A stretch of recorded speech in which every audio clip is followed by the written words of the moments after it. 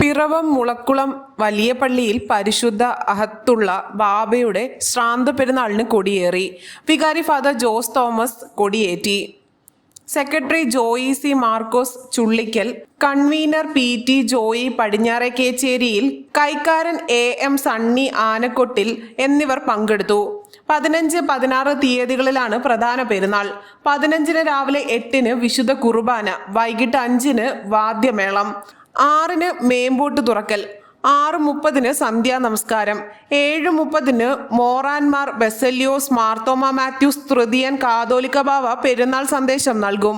8-ന് പ്രദക്ഷിണം, 9-ന് ആശീർവാദ നേർച്ച എന്നിവ നടക്കും.